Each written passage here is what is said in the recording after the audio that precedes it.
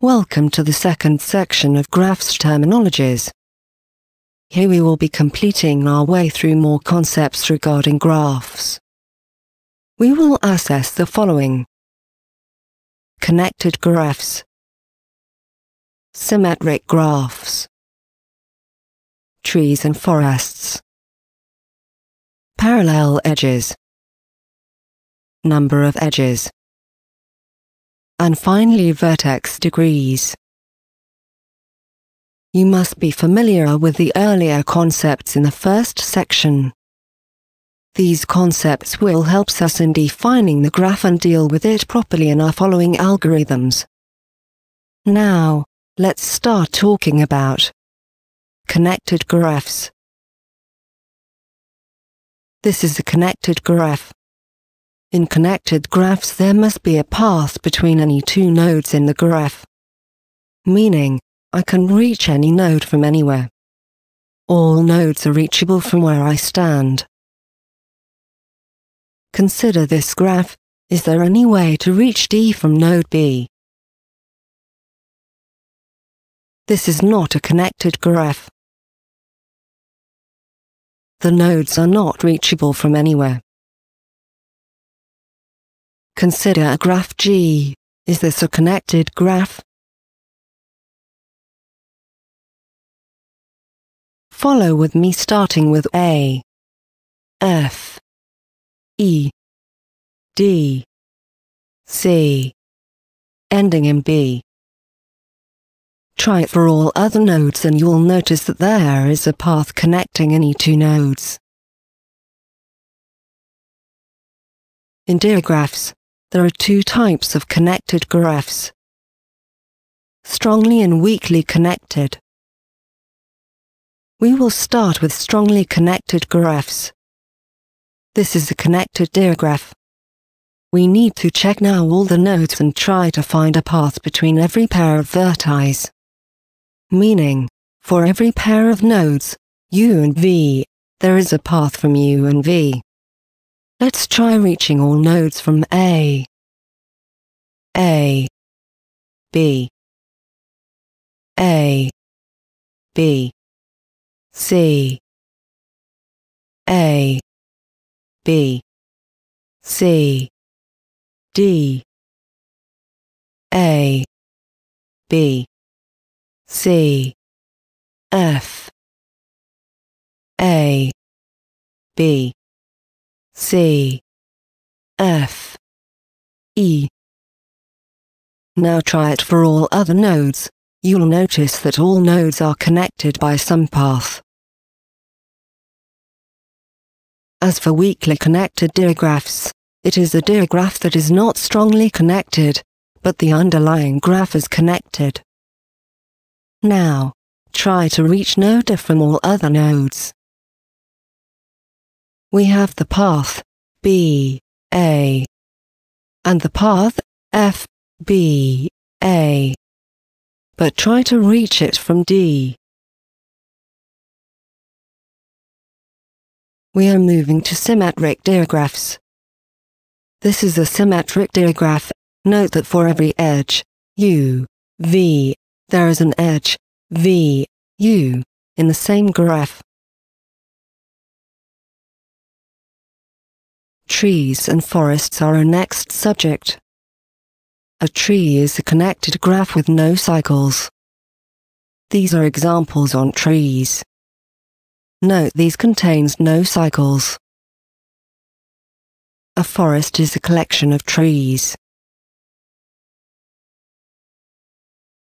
Moving to end nodes.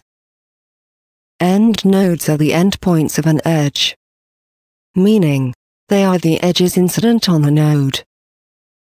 B and R endpoints for edge E. As well, edges G, H and M are invident from node F. Now we will explaining parallel edges.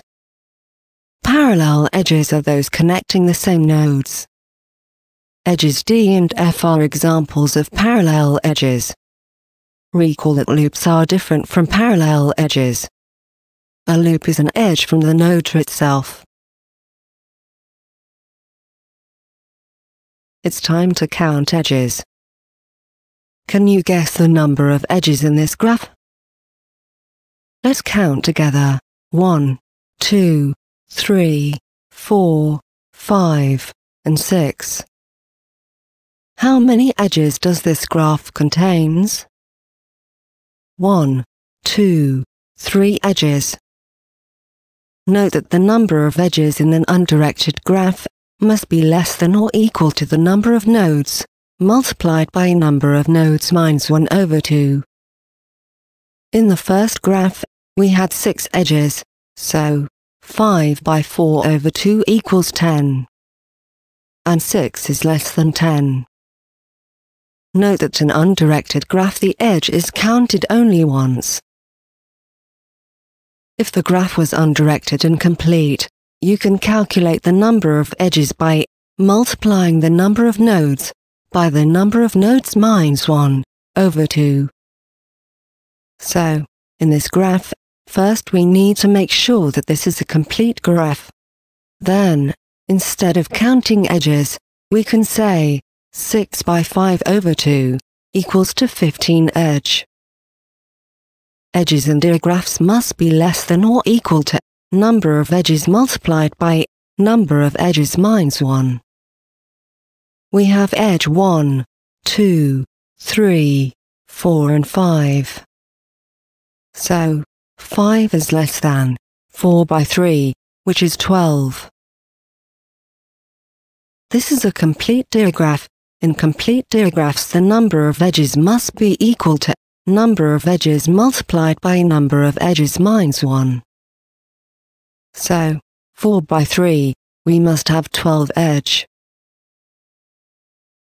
We will end this section by talking about vertex degrees. The node degree is determined by the number of adjacent nodes. Consider the following graph. Take a moment and find each node's degree. Done. Let's find it together. A degree is 1. It's only adjacent to B. B degree is 3. It's adjacent to A, D and C. C degree is 2. It's adjacent to B and G. D degree is 1. It's adjacent only to B. F degree is 1.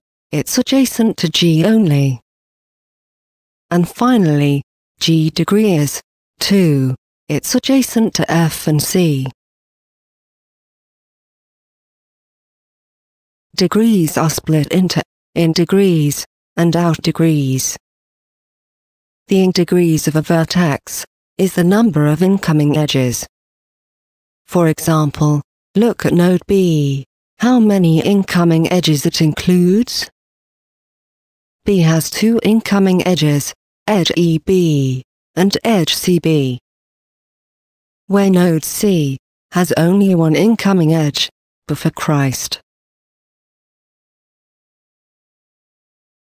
At last, we will talk about out degrees. They are those edges coming out of a node. The out degree for E is 1. Edge, EB. And the out degree for F is 0. F has no outgoing degrees. And we have reached the end of this section. The next one will talk about applications and representations for these graphs. Stay tuned.